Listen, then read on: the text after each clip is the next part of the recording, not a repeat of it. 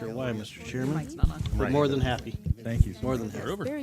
Are there any deletions, So, corrections, or additions quite a from bit board of members activity to the since the agenda at last this time? board meeting. In order to add an item to the I was agenda, the invited matter to a must have come to reception the attention for of the new county subsequent to the California posting of the Endowment agenda, president, and the matter requires action before the next Brenda regular meeting of the Board of Supervisors. Sorozano. Not at this time. Comes to the California Endowment from Now we'll hear the brief Montana reports, area, and, where Howard, you she get started. led several philanthropic causes, specifically around community building. And the Cal Endowment Board felt very strongly that they needed to take a new approach to an era of how they invest within the state of California and more of a rural approach on how they distribute their funds throughout rural communities, and maybe take a look back on how things were done under Dr. Tony Iden in funding specific programs in our community over the last decade.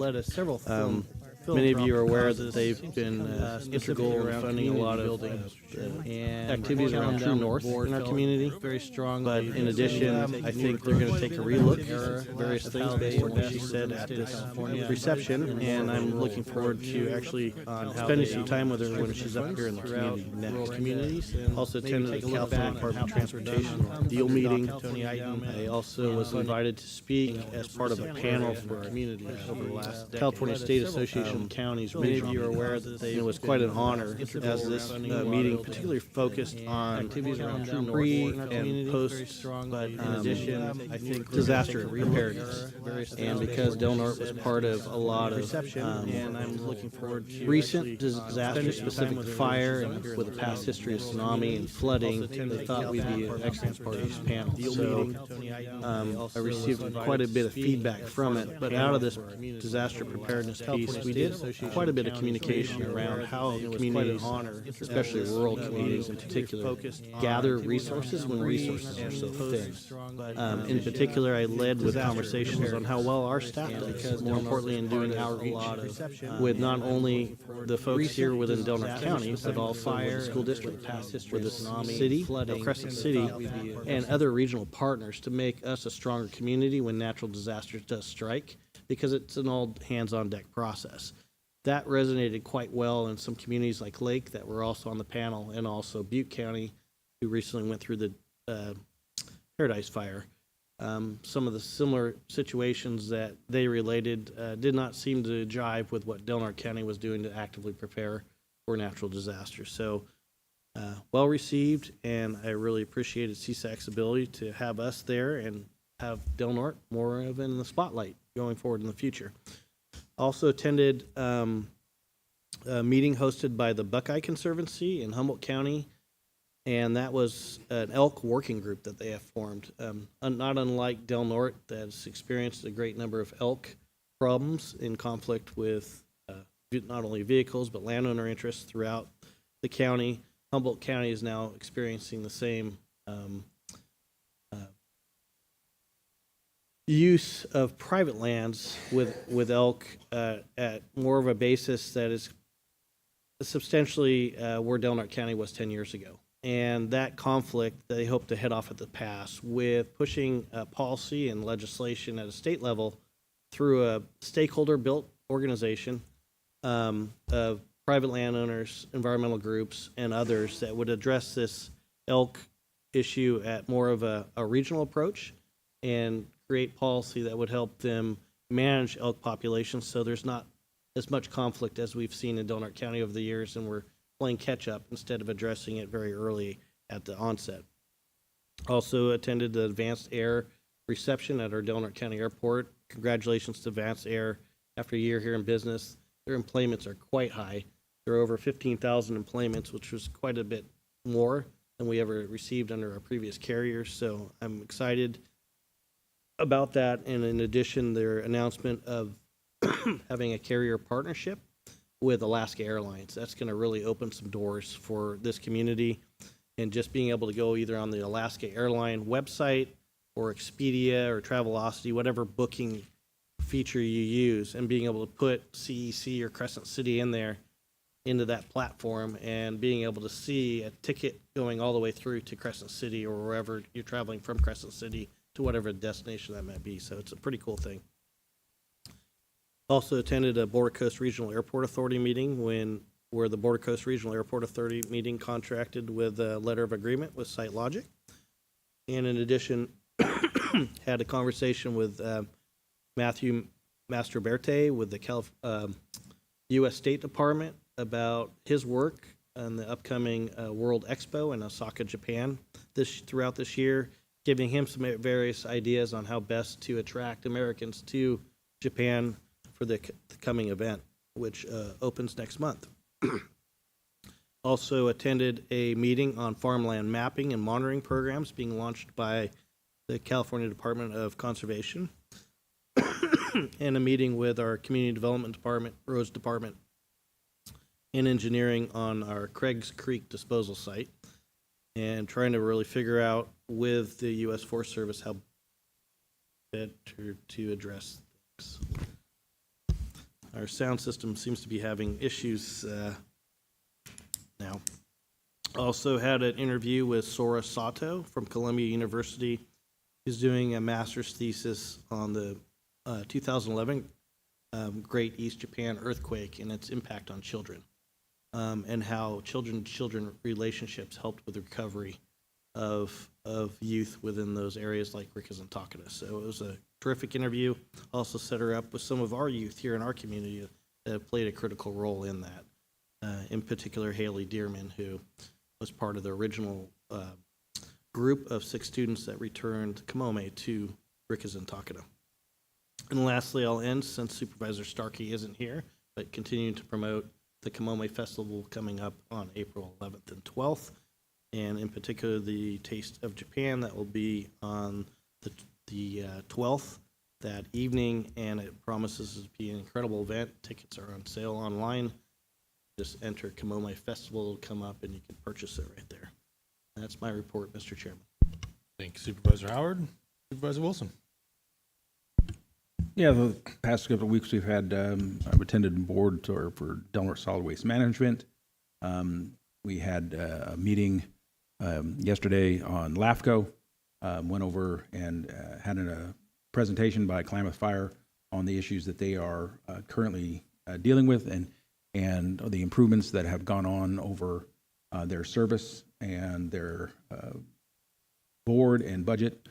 And they've made tremendous strides from where they were just a few years ago to where they are now. And they have a plan in place.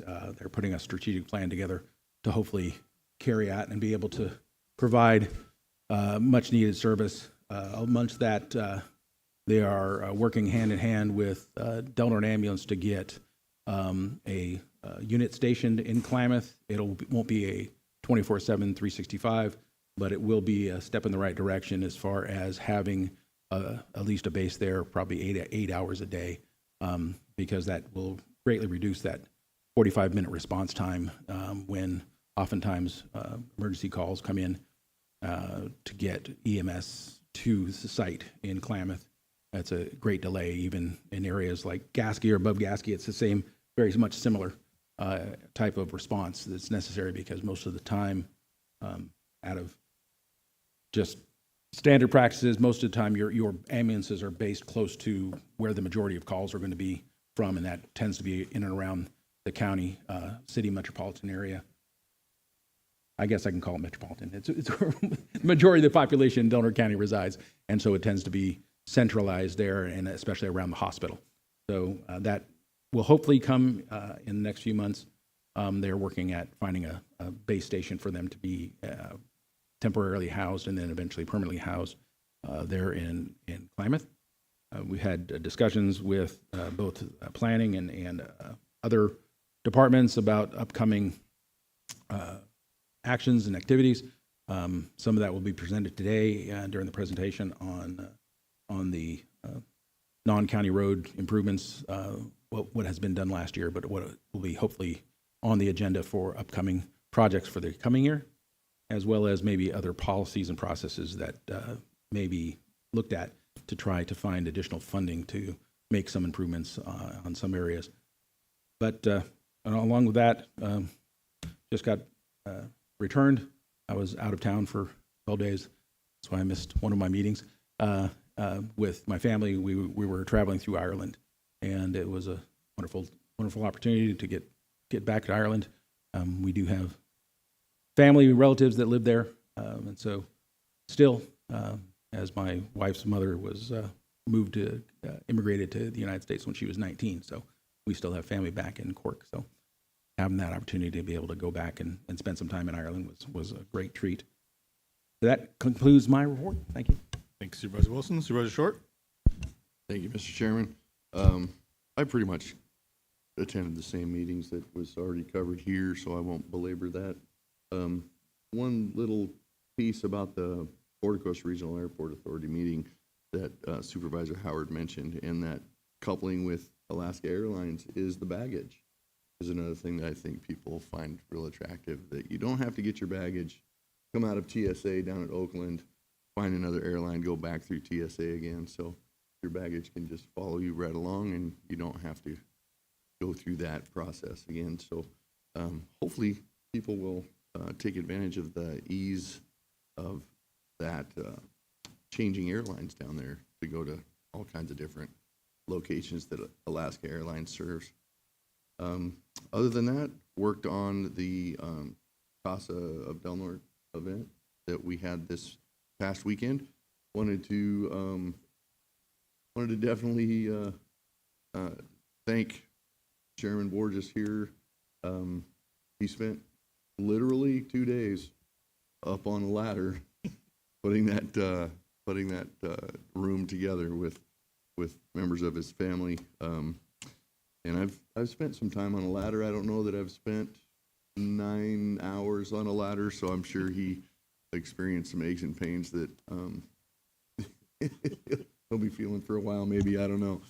But anyway, thanks, thank you for that, and thanks to everybody in the community that supported CASA this weekend. And that is my report. Thank you, Supervisor Short. And with that, we will move on to the consent agenda. At this time, is there any public comment on consent agenda items only?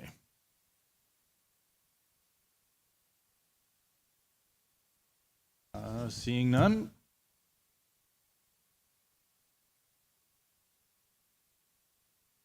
Right.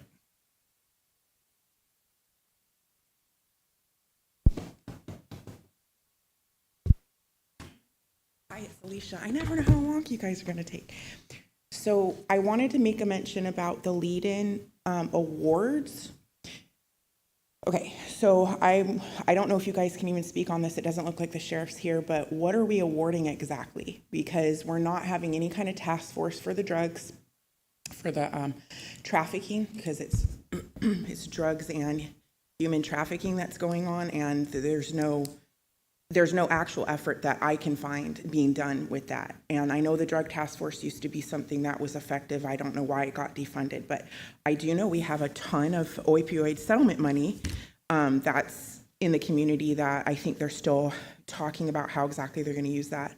We also have the Measure R money that I thought had to do with safety measures that could go towards that. What I want to know is what is this group doing to strategize and create a task force regarding those two huge problems. And this also ties in with the homeless encampments that are back there that we have on this agenda. It says that we're doing a budget transfer of $2,882,000, whatever, that's like a huge chunk of change. Those are all stemming from the same area. So I just want to bring that up. I don't know how to get the sheriff to respond. He's really busy. And I tried to find out more information about this lead-in, and it's like, oh, it's quite, it's not open to the public. And I understand like some things, it's, you don't want it getting out there if there's strategy involved or whatever, but there should be something about this. And I just want, I don't know, if somebody could tell me how we could get some sort of transparency about this, but to have awards for what exactly? Because we're not doing well on these issues in our county. These are persistent problems. And just wanted to comment on that. I can comment. Lead-in awards are law enforcement administrators of Del Norte, so that it encompasses every law enforcement agency from probation all the way through California Highway Patrol, state, federal. It is an opportunity once a year for us to recognize officers that have done outstanding jobs, either as a rookie or as a veteran, who have made contributions to law enforcement and to the community. recognizing their achievements, often life-saving achievements, are often given out for both our jail staff as well as our patrol staff, as Highway Patrol has been recognized. And just outstanding work, whether it's an individual case, whether it's a rescue, whether it's, just general service or commitment over long periods of time. Lifetime Achievement Awards have been given for those that have provided, decades of service to Humboldt and to Delaware County and to the city. And so it's just a one-time opportunity for us to recognize those that serve our communities in the way of law enforcement, and it's an opportunity for all the departments to get together. And it's a nice service. It's a nice little award ceremony. I'm sorry I was out of town, so I did miss it this year. But it's just an opportunity for that recognition to be given. Leading Awards has been done. I think the only time it hasn't been done was probably during COVID, when those kinds of assemblages were not put on. And it is an open to the public event. It was at the Cultural Center. My wife and I went. It was a great event, and it was neat to see everybody get the recognition they deserve. So yeah, it's publicized. It's open for anybody. Well, this is discussing the Leading Awards, though. So I mean, maybe I have to take up the sheriff on that portion of it. But as far as the awards, that was open. Any other public comment on consent agenda only? Seeing none, I'll close it. Bring it back to the board. Move to approve consent. Second. We have a motion and a second. Kylie? Supervisor Howard? Yes. Supervisor Wilson? Yes. Supervisor Short? Yes. Chair Borges? Yes. And in that consent agenda is a proclamation designating April 2025 as Child Abuse Prevention Month. Supervisor Short, would you read that in? Yes, sir, Mr. Chairman. This proclamation is designated April 2025 as Child Abuse Prevention Month, whereas the Del Norte County Board of Supervisors recognizes that every moment of a child's life is an opportunity to learn, and the quality of these experiences may determine whether a child succeeds in school or in life, and that all children need caring and loving adults in their lives. And whereas the Del Norte County Board of Supervisors acknowledges that our children are our greatest resource, and that our future will be determined by their innovative talents, ideas, and leadership. And whereas the role of our people is to accept the responsibility of ensuring that every child experiences an environment at home, at childcare, and at school that will promote the best possible development.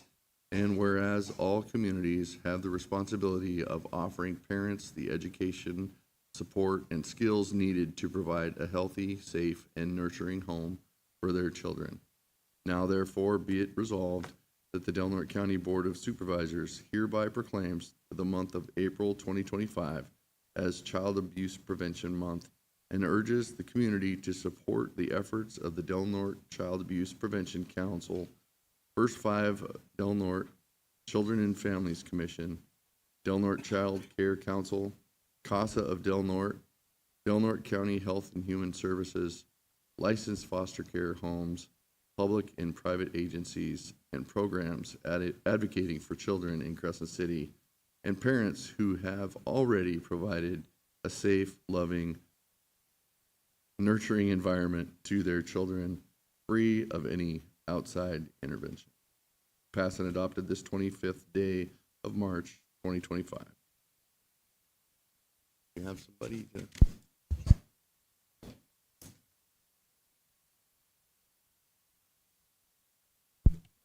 And why they come up, I just want to say, just as a general reminder, is when we talk about child abuse and those kinds of events that traumatize and can affect someone's life for their entirety of their ability, their lives, it also is that abuse is not just physical, and it can be just through general neglect and through just the lack of being in a nurturing environment. If you grow up in an abusive environment, it can traumatize you, and it's abuse if you're just being exposed to that, and it can affect how well your brain develops and how accepting you are of a normalcy that can be denied to the children when they are exposed not just to the physical violence, but when they observe it or when they live in a kind of environment, it can traumatize us. It's a form of PTSD, basically, that it impacts their mental and their brain development. So it's not just physical abuse, it can also be just general neglect. And I want to thank you and your staff for being there and being that advocate for having a thriving environment and living and being raised in that. Thank you. Thank you so much for your time and the proclamation. So for CAPC, we have a lot of organizations that come together each month, and we discuss how can we build a healthier community, how can we support our families, and it really starts with our children. So for CAPC, we support trainings and just getting resources out there into our community to prevent child abuse. And then we're looking at resiliency factors. So just as you're saying, you know, this is something that changes brain chemistry and it can affect the next generation. And so we're looking at intergenerational trauma that has happened in our community. And so our work here is just, it starts with awareness, right? And so for the month of April, we'll be having different events, including our flag raising ceremony, which I hope you can all attend, which will be the second Wednesday over at the Family Resource Center at 5:30. And that really is an event in which we also light candles to discuss the children who didn't make it through child abuse and the lives lost. So there's a lot of work that's exciting and positive regarding preventing child abuse as well. And I urge anybody who's interested to look more into our CAPC website or reach out to any of us through DHHS. My name's Jamie Gormley. I'm one of the registered nurses at Public Health, so thank you. And then I'm also just gonna hand out some of our goodies because that way you can wear our pin for child abuse prevention. Thank you. Thank you.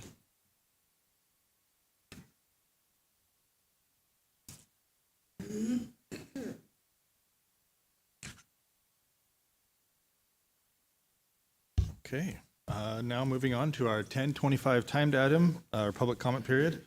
Members of the public may address the board on matters which are within its jurisdiction of the board. If you are addressing the board regarding a matter listed on the agenda, you may be asked to hold your comments until the board takes up that matter. Please limit your comments to 3 minutes or less.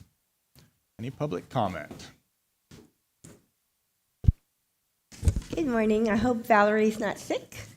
I know strep throat is going around, and I had the privilege of having it. I'm not contagious, no more. I know I'm a pain in the most times, but I want to tell you that I appreciate that this government entity holds professional meetings. I appreciate that you allow people to speak what's on their mind. I appreciate that we have legal representation during the meetings. And I appreciate if I have a question, my district supervisor answers it in open forum. I can't say that about the Harbor District. They've decided that they can't afford legal representation, and we don't have legal representation in the Harbor District for closed session meetings or for regular meetings. Their staff have come to me and they're concerned about the harbor being shut down, and I'm telling you folks this because guess who's on the block to take over the harbor? Maybe it's not even the county, it might be the city, I don't know. But they said they know they'll get something, employee benefit, what is it? It's when you get fired from work and you get some. Oh, my brain is so fogged. Do you? No, it's not workers' compensation. It's the other one. It's like. No. Next guest. It's what the. It's not through Social Security, but. Unemployment benefits? Thank you. God, I couldn't think of that. That's a sign of old age, man. Yeah, that's 5th District. Just for the all right. record, I said it 3 times before Dean said anything, just for the record. You did? I didn't hear you. I would have said. Anyway, but thank you guys. I really appreciate it. I know I don't agree with some of the things that happen, or I bring things to your attention, and thank you for tolerating me, but most importantly, thank you for having professional government meetings, because, all right, have a good day. Thank you, Linda. Thank you. Any other public comment? General public comment only.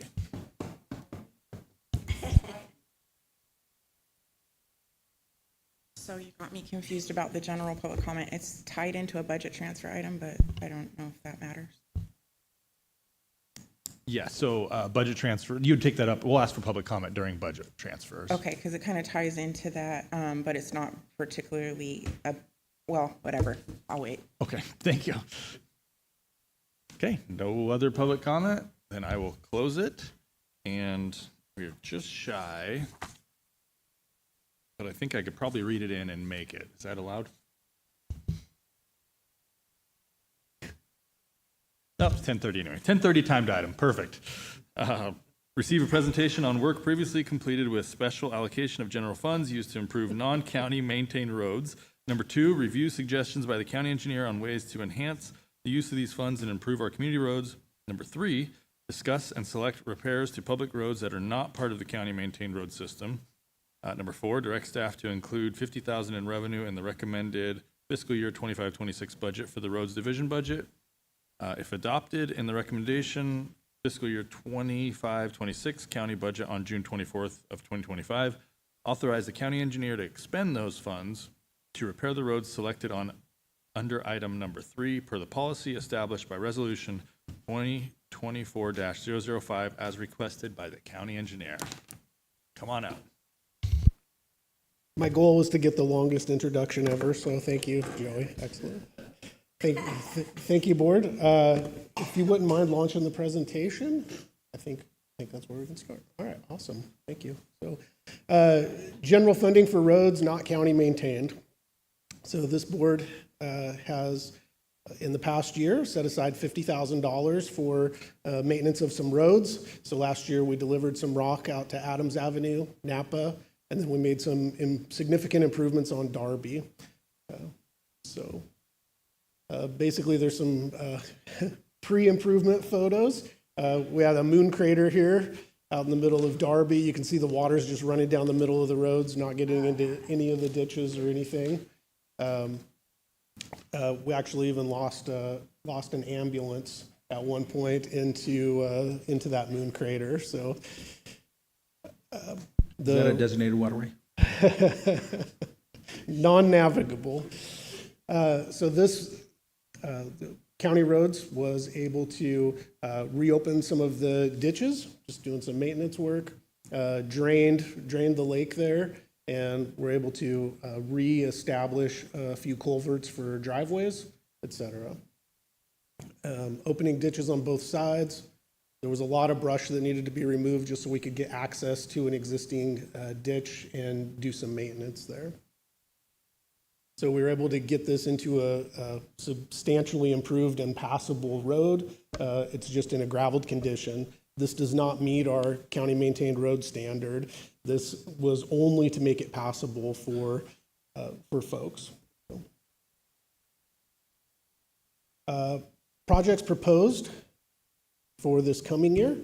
So go ahead. I just want to say, yeah, just for the folks to be aware, the whole impetus behind this and the putting the money aside was that many of these areas, they have to service multiple residences. They can't be a single personal driveway. And others is that the roads are in poor condition, in such condition that it impedes emergency, like it says, lost an ambulance in the ditch. It impedes emergency vehicles, ambulance, fire, and to get into these areas and provide necessary and needed services at the time. Before you go, just a question. When was this picture taken? Like, how did it hold up through the winter? Was it? How's it held up? I've only been out there once since, and it was still in okay condition. We were able to create some spots for water to get off the road into the ditch. So, I mean, it'll hold up for a year. You know, you're going to see degradation in year 2, 3, 4.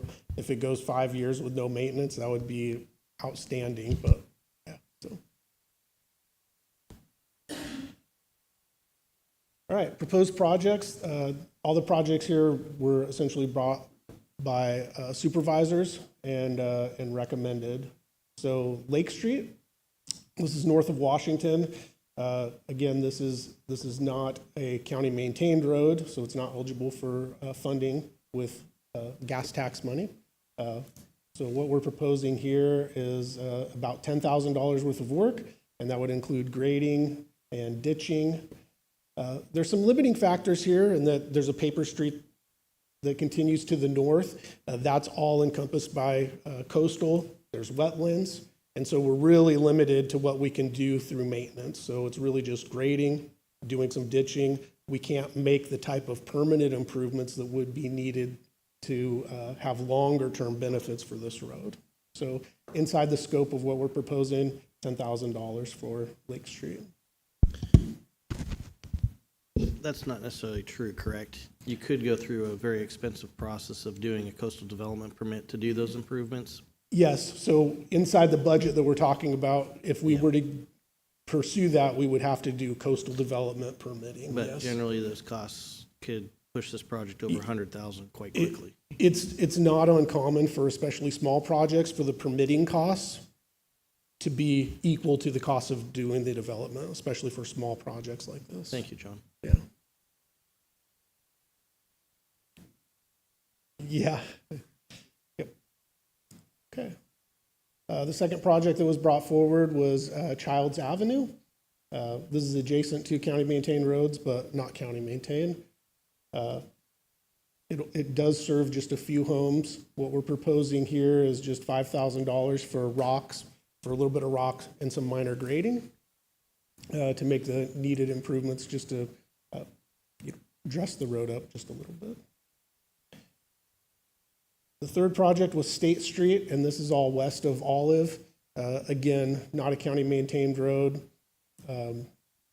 It's in fairly rough condition. There are existing ditches there. There had been some other material spread on the road, so it has kind of an asphalt-like feel in some locations, but it's not actually an asphalt road.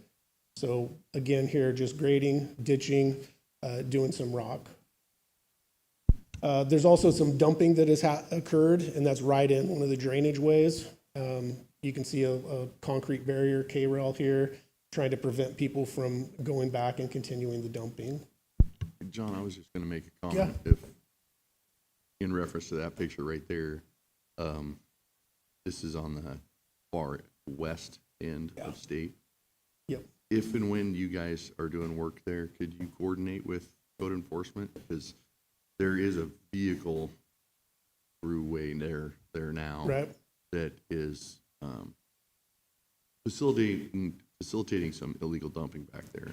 So We can coordinate with code enforcement on a cleanup activity like this. I think that's really where it lies when we're talking about a cleanup activity. Yeah, I know that there are really tight budgetary constraints with code enforcement too. I So was just talking about maybe doing something to block that vehicle throughway if you guys are hauling materials. So I just thought if you were right there hauling materials and had something, some equipment there to maybe move that K-rail into a better place or something.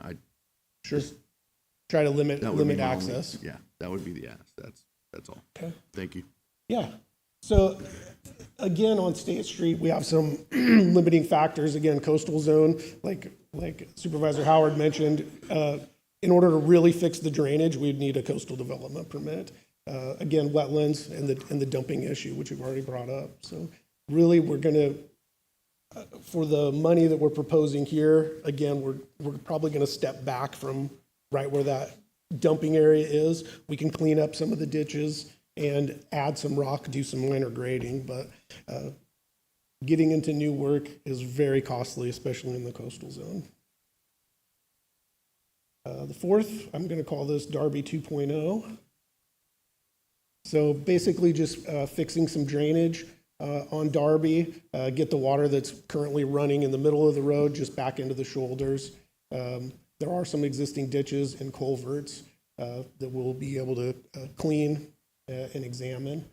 We're proposing $10,000 for this work. And I'd like to caveat all these projects by, until we actually get in and start removing the brush, until we start jetting a culvert, you don't know exactly what you're going to get into. So we haven't done extensive investigations beforehand. These were really high-level investigations. So when we get into the work, there's additional funds that we might need. So we've proposed our total suite of projects, we've proposed at 35,000, well under the, giving us a $15,000 buffer if this board elects to add 50,000 to the budget in the coming year. I want to touch on some past endeavors. In 2010 and 11, the board, due to people in various places complaining about their private roads or public roads that were not being maintained, the board directed community development to go through an exercise where we reached out to see, hey, are folks interested in getting a benefit tax assessment and thereby helping maintain their own roads, either through taxes or HOAs or something like that. As you can guess, that wasn't generally well received, and folks were resistant to that idea. So my policy pitch for you today is this board is spending $50,000, and I see that as a carrot, and I think there's an opportunity for us to help people out of their pothole situation by investing a little bit of money up front. I think that could be the leverage or the carrot that we need to get people to take responsibility long-term for their roads that they're responsible to maintain instead of just spending out, $50,000 each year. So that's the pitch that I'm bringing today. There's options. There's private and public side. So the easiest thing on the private side would be homeowners association. Gone too far. Yeah, so homeowners association or road maintenance agreement. A road maintenance agreement is really just, hey, the homeowners that are using the road would sign an agreement and say, we're going to dedicate X number of dollars each year. The county would make the improvements initially. I think that's the carrot. And then hopefully the homeowners, if they sign an agreement, would follow through. We would essentially be out of the loop beyond that. But we could participate by putting together some templates as far as an agreement to easily distribute, make it easy for the homeowners to see or to take advantage of that type of opportunity. A homeowners association, that's a lot different, more difficult process. And it's probably more, it's outside of what I think that we ought to offer as helping to establish. On the public side, there's county service areas. That's each of these processes too would follow a Proposition 218 process. So it takes a formal election of a majority of the property holders. County service areas have much more general or broad authority. They can get into lighting, policing, sewers, just like our county service area sewer. Permanent road division, that's kind of like a special tax overlay or a benefit assessment. Again, the homeowners using the roads, or the property owners, they would have to vote to say, yes, we're willing to tax ourselves, benefit assessment, and that those funds would be set aside specifically for those particular roads. In the packet, I attached a summary that talks about each of these also. Road maintenance district, again, this is a mechanism through Streets and Highways Code, but it's very restrictive on how much funding you can raise. So if we were to do something in the public arena, I would recommend a permanent road division, as it has a lot of flexibility. And again, we would be offering an investment up front to help you bring your road up to some standard and then continue to maintain that into the future. John? Yes. What, is there a possibility or is it a viable option to look at expanding the services district's area of responsibility? So those that have water, sewer, adding roads to that and adjusting the cost or associated with that, the dollars, bringing those into something that we could add to, so to speak, enhance with county dollars, but within working with our current services districts within some of these areas, like Bush Ocean View. Yes, you can't do that. So through the existing CSA, but that has specific boundaries. The example I'll give you is Humboldt County. They have done a permanent road division, and they've used that as a county-wide overlay, where they say the whole county is the county road division, and if you want your road taken care of, you'll still take a vote, and inside that county road division, they do a set aside for just your roads for maintenance. In Humboldt County, they actually require that of all new subdivisions. The investment is for long-term maintenance, even if they're adopting that road into the county-maintained road system. So they're able to use gas tax, and above and beyond, they'll spend those special assessment dollars on additional paving or planned maintenance, like a 20-year cycle where you're going to do, 7 years you're going to do a seal coat or a crack seal, and then do a minor overlay. So to kind of get on a cycle that's above and beyond regular road maintenance or what we can afford just with the gas tax. So Is that something that, if you opt out and all your neighbors opt in, is that forced upon you then at that point? it is. That's each of these public options require a public vote.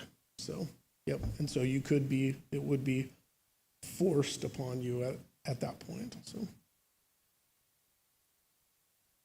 And then it just like comes on your yearly tax bill, right? That's how it's collected. It would be collected on your yearly tax bill, exactly.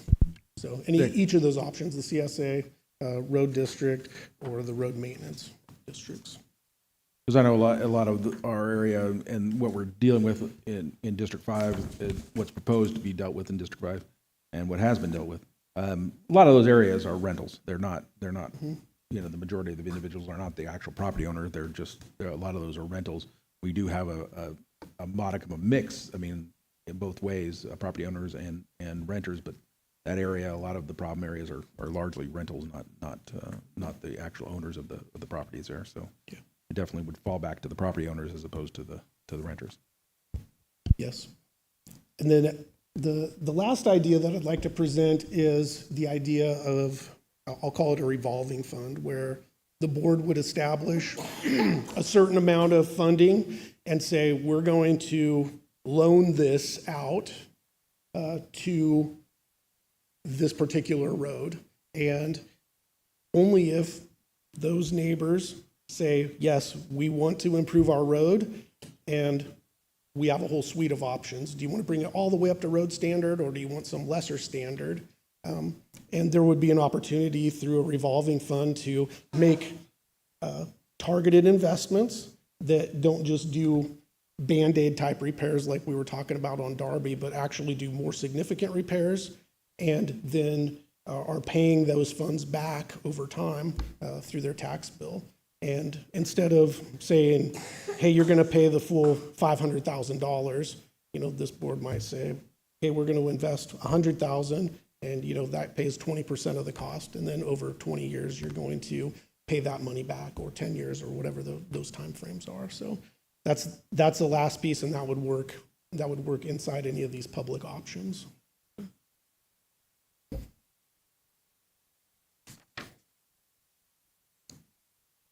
And I'm happy to take questions because I've given you a lot of stuff to chew on.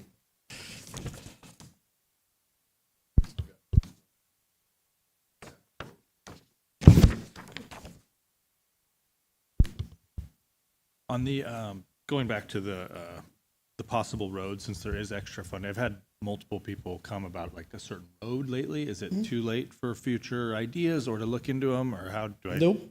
Just you lay it on me, and we'll go take a look, and we can bring it back. Okay, Bring it back because to the you. one that lately I've gotten multiple calls is Carroll right there behind Pine Grove, and it's a very minimal. I think there's a guy who tries to do everybody pitch in, and he tries to maintain it, but it's gotten away from him. That just seems like a couple loads of gravel and a grader, but it may fit into this. I don't know, Okay. since there's a little extra funding.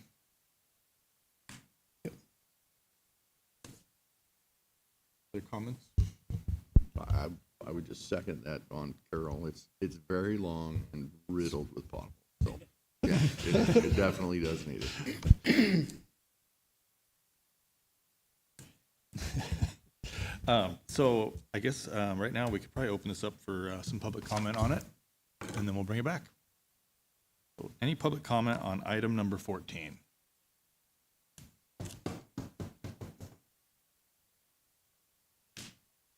It's Alicia again. I just want to say that when you're talking about the private part, to try to, not have the cost fall on us, the one that he was mentioning for a tax to separate that out, to ensure the funds are there is the way to go, because if you're going to try to have individual neighborhoods do that, I mean, they could all agree on it, but who's going to actually have the money when it's time to come? I mean, most people aren't that great with saving money. That's just the way America is if you look at the stats. So I would just say doing the whatever the tax was, I'm sorry, I don't remember what he called it exactly, but I would recommend going that route.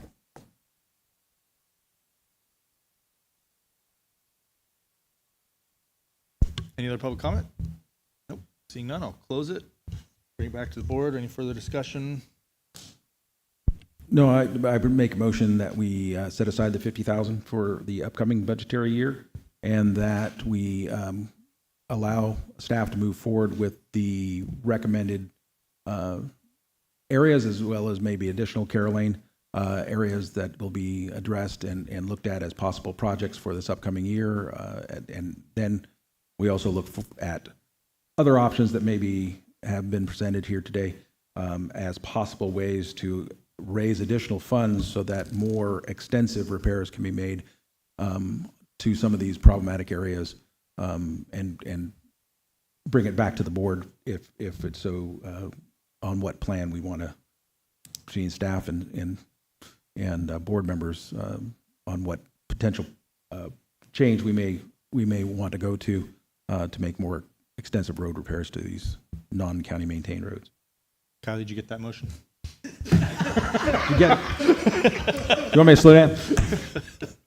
And I'm going to second that motion and add that we are going to authorize the county engineer to expend those funds.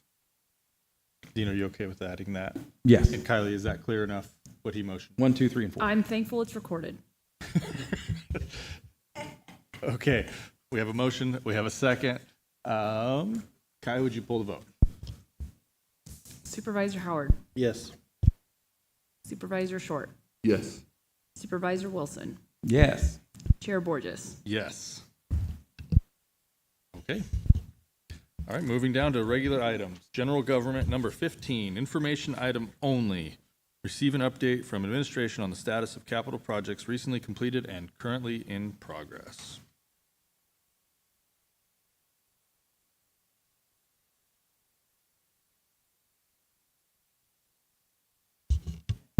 Thanks, Chair. As stated in the item, it is informational only. It was just to provide an update to the board and the public both on current capital projects that are being administered under the administration department. And I'm here to answer any questions if anybody had reviewed that report and would like to ask a question. Neil, I wouldn't mind if you went through those briefly.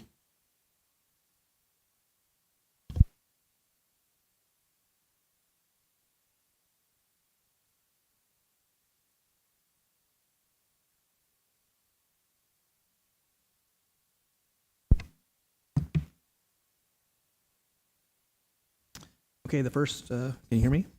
The first project listed is the paving projects. Those projects have recently been completed. As you're aware, that they were the ones that were approved through Measure R funding for the parking lot outside of the Veteran Memorial Hall, as well as 5th and, is it H? 5th and G Street, sorry. Across from the sheriff's office. Both of those areas have been paved now. The notice of completion has been approved by the board and was subsequently was recorded by the clerk recorder. That project included some ADA requirements that needed to be upgraded, some new curbing, drainage improvements, as well as security fencing, which will hopefully act as kind of a storage area in the future for the sheriff's office. They are kind of overflowing in that little area that's behind their building there, and they have been for quite some time. So hopefully we can get some kind of a storage situation set up over there for them. And it'll be secured storage also, having that fencing over there. So that's something we're looking forward to, kind of working with the sheriff through this next budget year. Maybe we can come up with some ideas over there. The next project listed is the Florence Keller Septic Replacement Project. This project is funded by the California Prop 68 per capita funding. And that is a project that is, let's see, the installation and replacement of an on-site wastewater sewage disposal system for the Florence Keller campground, which will be something that is kind of a long overdue. This project has been kind of in progress for a number of years now. I believe we received a little over $400,000 in the Prop 68 funding. So we're all pretty excited about where it is now. We have just learned recently there's a couple of additional hurdles that have been brought forward, and so we're going to have to work through those with our project engineer as well as some of the staffing. We're trying to do a timber conversion plan now. We've been notified that we have to remove some of the trees that where this location for this septic system is going to be, because it's pretty good size. Actually, it's a mound system, and so it's going to take up quite a bit of area out there. But having a functioning shower and additional new bathrooms out there is going to be a pretty big upgrade for that park. And we're pretty excited about that. Over the years, we've had numerous folks who visit our campgrounds talk about how beneficial it would be to have a shower out there. So it is going to be an improvement we're all looking forward to. Then we have the jail rehabilitation project, which you are also aware of. We received some funding through the congressionally designated spending or the community funded projects, however you want to discuss it. It's discussed differently in the House and the Senate. And so we received a little over $3 million several years ago for the rehabilitation project. We've been able to secure some other funding through the Community Corrections Partnership as well as PATH funding. So I believe we're a little over $5 million now for that project. The projected cost is around $9 to $10 million. So there will be some gap funding that's required for that project, which staff is currently working on through the USDA loan programs as well as iBank, the California Infrastructure Bank. We had some, I'm not sure if many of you remember, I'm sure that some of you do, that the iBank is what funded the transfer station. So they're pretty good to work with. So we need to start that preliminary process of getting them to review our application. So that'll be happening over the next couple of months. The next is the Pikefield Rehabilitation Project. That is also congressionally designated spending that we were awarded through fiscal year 24, I believe. That was a little over $500,000. The request was $1.8 million when the request went in, because that's what we estimated the probable cost to be. We were awarded $500,000, which of course is going to result in us needing some more gap funding for that project as well. One of the main things we're trying to focus on initially, because after we had an engineer actually go out there and kind of look at the park, it's been determined it's best to do it kind of in phases. We had hoped to do the whole project at once, but because of the limited funding as well as the amount of work that needs to be done out there, it's going to be probably best off to look at phases and then look for additional funding for that project as well. We've also talked to iBank about that project also, so it wouldn't be just the jail rehab, it would be the two combined. It helps to have your design ready, and so you have kind of a shovel-ready project. We're working on those types of things because they'd like to have that, just like to have kind of an idea of what you're building with their funds they're giving you, since you're looking at a significant amount of money. One of the things is that we currently have our lease obligations for this building on the Flynn Center, and sometimes when you go through an iBank type loan, they want a collateral building or a building they lease back to you, so it's kind of a lease back option. And this one was used for refunding the certificates of participation, the COP funding that was used to rehab this building initially, as well as the sheriff's office in the late 90s, early 2000s. So currently this building has a lease obligation on it. It's not significant, so we're hoping to be able to use that for this project if needed as well. Our other buildings, of course, as you know, most of them are in the tsunami run-up zones, and so a lot of lenders don't like to see that when they're looking at a building as a collateral to their loan. Unfortunately, even one of our newest buildings, like Juvenile Hall, is in the tsunami run-up zone. So that's unfortunate. You wouldn't think it is, but it is. So the next project is the Veteran Cemetery Expansion Irrigation System. If the board remembers also, just recently, it was recommended by the Measure R Advisory and Oversight Committee to do a new irrigation system at the Veterans Cemetery to expand the cemetery.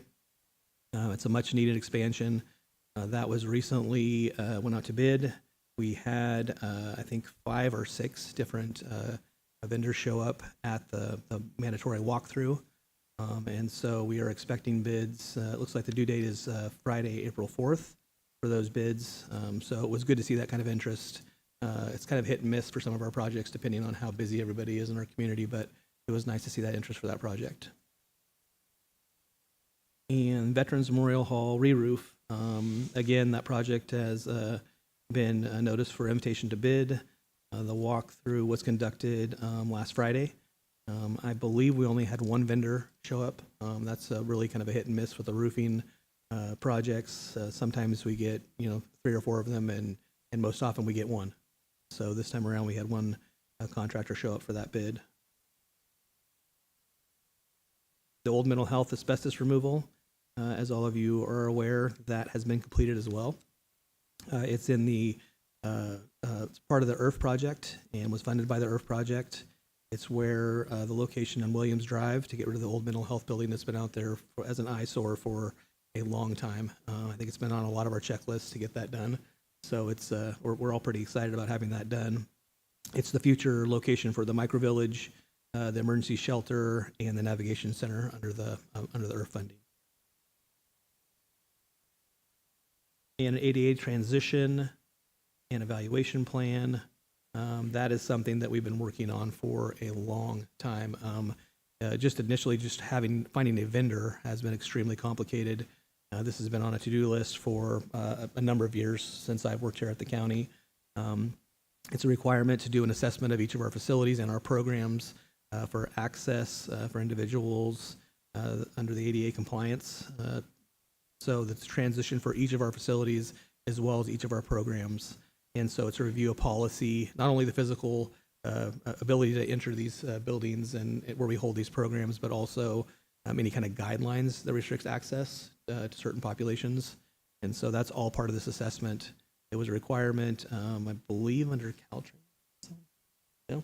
May have been, I can't remember the initial agency that moved this forward, but it is, it's Caltrans or OSHA, one of the two. I can't remember for sure, but I think it is. It may be OSHA. Maybe thinking of Caltrans is something different. But it's been long overdue. We're pretty excited by having the consultant on board. We finally were able to get somebody to bid on the project and get that moving forward. And we are making progress. They've done an initial assessment of 5 of our buildings, and the reports actually we were pleasantly surprised by them. They're actually really nicely done. So we're excited about the progress we've made so far. And that concludes the projects that are currently ongoing, and the ones that have been completed were the pavement projects. And as I mentioned in our capital improvement and infrastructure technical advisory committee, we have a lot going on. I've been here for 25 years, and this is probably the most projects I've seen going on at one time. They are funded driven, kind of, so getting that congressional designated spending has been significant, as well as Measure R funding. And so it's just, it's nice to see so many things going on at once, but it is a lot to juggle. And massive kudos to staff and everybody who's been involved in keeping these things moving forward. Great, thank you for going through all of that. I'll open it up for public comment. So I just had a couple of questions. On the mental health building, when it was burned down, the building has asbestos, right? So how does that affect the environment with the smoke particles? The asbestos was removed prior. Oh, to it was removed prior to the, okay. And then there was a section 1.7, I think, in this whole thing that talked about an ordinance that fights against complaints against nuisances for farmers. Am I inaccurate on that? I might be thinking somewhere else. I think it's something else, Linda. I don't think it was in this report. Unless I missed something in the report. Are you saying it's in the report? Yeah, I thought that's what I saw, but, I'm old. So, okay. Nope, I don't think so. Not in this one. 1.7? There's no 1.7 in there? We have a reference to the admin manual, which is 1.500400, but it's in reference to the technical advisory committee. I don't know. So, anyway, thank you. The whole reason I brought that up, it's somewhere on this agenda. And so I was wanting to know what kind of ordinance was to defend complaints against nuisances for farmers. You know, I don't know if that means, like, would pesticides be included as a nuisance? I don't know. So anyway, you don't see it anywhere, huh? Well, of course not. Maybe I had it in a dream. I don't. One of the many If you find meetings it, let us know. One of the many meetings you attend, probably. I think it was part of the general plan update. Oh, thank you. Somebody knows. Where's that at? Wasn't it part of consent? Am I, Heidi, correct me if I'm wrong.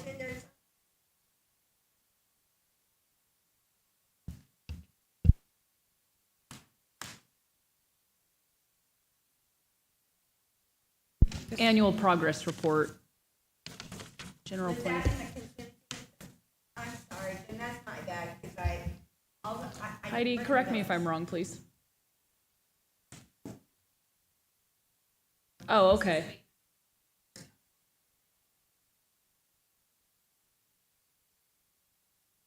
No, there wasn't. Okay.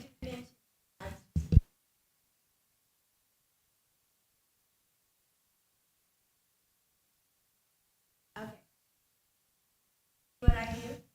That's okay. I apologize. All right, Hi, you're Stacia. on. I just wanted to ask, like, where do we find the capital projects, like, on this massive website, the county website, so hard to sometimes find stuff? And then also, for future projects, is there a way that we can impact and direct those? Like, you know, for the future.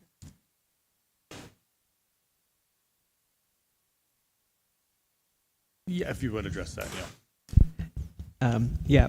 Like I said at the end of the presentation, there was that this has kind of been funded driven. These projects were specifically applied for through the either the CDS or through the Measure R oversight and advisory, and then also we have the Prop 68 funding that the county's had for a number of years, and it was specifically for that project at Florence Keller. So these projects that are ongoing right now are just based on the funding that we received through these different avenues that we've applied for this funding. And so the county is hopeful through the strategic plan to have a capital improvement plan that is actually a comprehensive plan and an official plan sometime over the next year. And we will involve everybody who needs to be involved in that, with administration, county engineering, as well as possibly a consultant to help us get to develop a plan that provides us some kind of a platform where we can update ourselves moving forward, but initially have that plan put together kind of from a team approach. And we're hoping to do that again in fiscal year 25-26. I think that's where it's at on the strategic plan. Okay, great. So, Well, I mean, specific to the question, all these items previously appeared on a board agenda where input could be given, along with finding it as an agenda item. So this was long before you even arrived in the community and became coming to the board meetings. Like Neil said, these were addressed years ago and brought through an entire pathway where they were visited by us here as a board multiple times before even being approved. Once approved, allocating the budget to it and moving forward. So the public had a lot of opportunity to comment on multiple pieces of what Neil talked about today. And I would also assume that going through a CIP process, there'll be public involvement as well. okay, I will, there's no other public comment. I'll close it, bring it back to the board. It was an informational item only. Any other further comments from the board? No, just for it was one of my key issues when I first ran, and that is, taking care and handling responsibly our assets that we do have, and we have to look at those. If we cannot afford to maintain them, then we needed to get them off of our books, and we need to either sell them or pass them off to somebody else who can take care of them in an appropriate way, because again, we have a lot of different projects and we have a lot of different properties, Barrow being one of them, where we have to make a determination, because as we hold on to these properties, they lose and they degrade in their value, whether you're talking about a car that's rolled off of our inventory list and not sold, immediately, and they're held for 4 or 5 years, and by the time we end up, like the last time, we ended up selling 60 cars for $100 a piece. And so, it's not something that we should be doing as a board. We're held to trust any piece of property that's county property. We should be, once the value of it has been used and is not going to be transferred to another department for utilization, then we need to dispose of them while there still is value to those items, and we can recoup as much possible value to those properties or to our inventory. Okay. Moving down, budget transfer items. Item number 16, I'll read all these in. Approve and adopt budget transfer 03-04 in the amount of $2,882,820 within the 141-445 housing budget unit to cover the cost of emergency shelter building construction as part of the IRF emergency shelter project as requested by the Director of Health and Human Services. Number 17, approve and adopt budget transfer 03-05 in the amount of $30,000 within the 101-231 Sheriff's Office budget unit to cover the cost of Post Academy for 2 deputies as part of the recruitment efforts to fill vital vacancies as requested by the Sheriff. And number 18, approve and adopt budget transfer 03-06 in the amount of $13,100 within the 101-231 Sheriff's Office budget to cover the cost of emergency repair to the antenna at Camp 6 radio tower as requested by the Sheriff. Mr. Chairman, I'll move we approve budget transfers 03-04, 05, and 06. Second. We have a motion, we have a second. Do we have public comment on budget transfer items?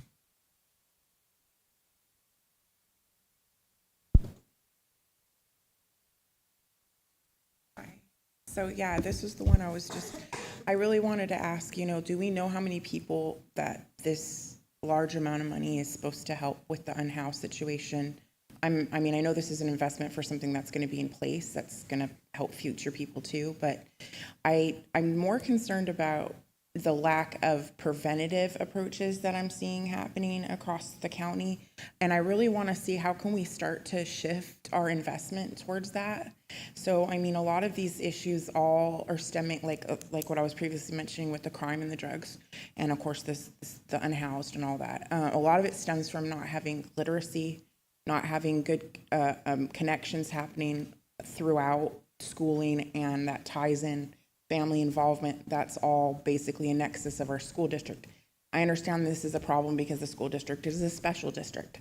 I get that part. So that really is, to me, I guess I want to know, can we do like an MOU or something with the school district and perhaps do some initiatives around literacy, connection activities and tutoring, things that are going to increase, positive influence. So like families that are troubled and stuff like that, they can have more opportunity to have positive influences to counter some of those negative influences. Through these activities and tutoring, we can identify and develop their strengths and interests, get them out of those circumstances where they kind of get swooped up. Because I went to the training on the trafficking, and anyway, it's gnarly, but the main reasons why is poverty and access to, basically people, the weak, the kids and stuff that are out and not being supervised, right? So anyway, I just really want to get to this preventative, and then also tying in with what I said about the sheriff. And I'm not trying to be mean about the awards, like that's not the point. The point is that we're not doing a good job with the preventative in this community, like by and large across the board. So also tying into the strategic plan, a little bit of feedback I wasn't able to give a couple meetings ago when Randy came up here and did his presentation, and it wasn't really a presentation. It was more or less, we sent out a survey to the different directors. And I'm like, okay, so that's kind of like talking to the echo chamber and being like, yep, that's what I thought I said. If you want feedback, you're going to want to have feedback on people that are going to give you more, like criticism, right? So that you can do things better. I just really am puzzled about the way how is our strategic plan being strategic? And what are we doing? Like, how are we guiding our directors of our departments? And do we have do we have like a goal, you know, an overarching goal, like something simplified that we can direct and kind of make a cohesive go at something, right? And have consensus that, hey, you know, this is a real persistent problem. Let's target that. Let's achieve that goal, right? That sort of thing. So I guess what I'm getting at is that, you know, this money, it's a lot of money. DHHS has a lot of money, and a lot of it is about serving needs that have root causes. We need to start shifting somehow some of that funding onto the front end so that we can relieve some of this cost. Thank you. Just to put a little bit of your, you can say that. Just to put a little bit of your concerns set aside.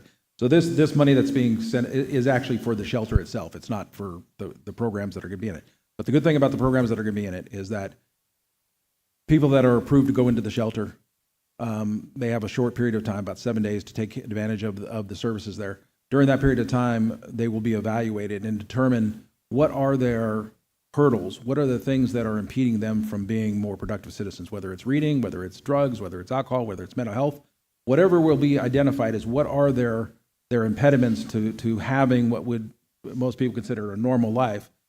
And then if they decide to stay, then they will be put into programs that will hopefully address those specific hurdles that are specific to their problems, and find solutions to their problems and hopefully resolve it so that they can eventually advance and get out of those shelters and into temporary housing and into permanent housing eventually.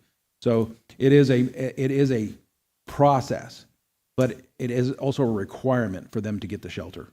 So it's not just a matter of, you can't just go in and stay and just, you know, be there forever. There is actually, if you decide to stay after that 7 days, then you will be put into a process to try to address those issues, whether it's literacy, whether it's education, whether it's drugs, whether it's alcohol, but try to find solutions for these folks.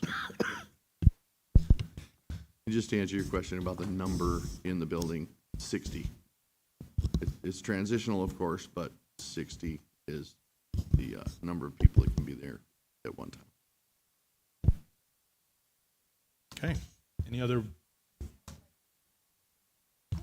Responsible to clean those things. The staff? The staff that's going to be responsible for that, and it's through an NGO.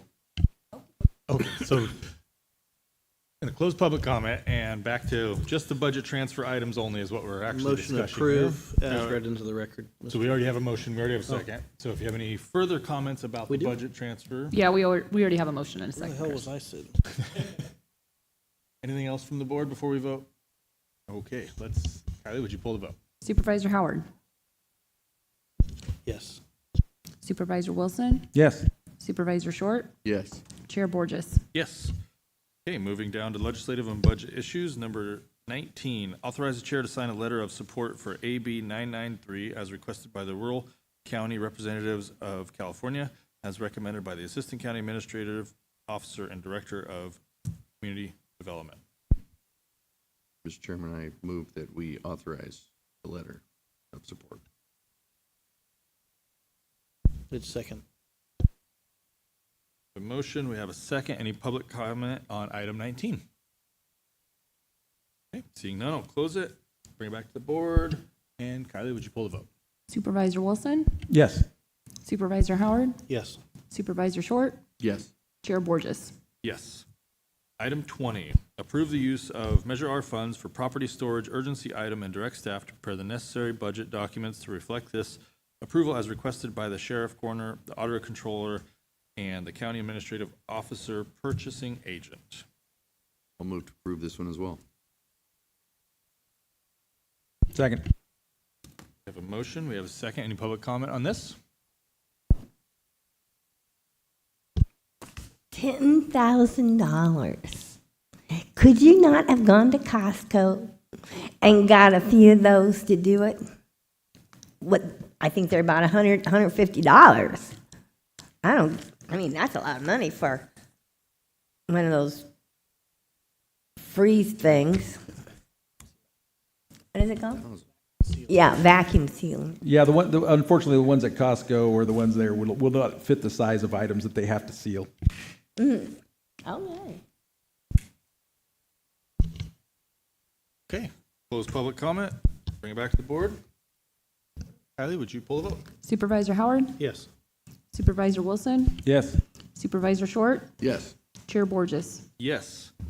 And with that, I will adjourn this meeting until our next meeting, April 8th.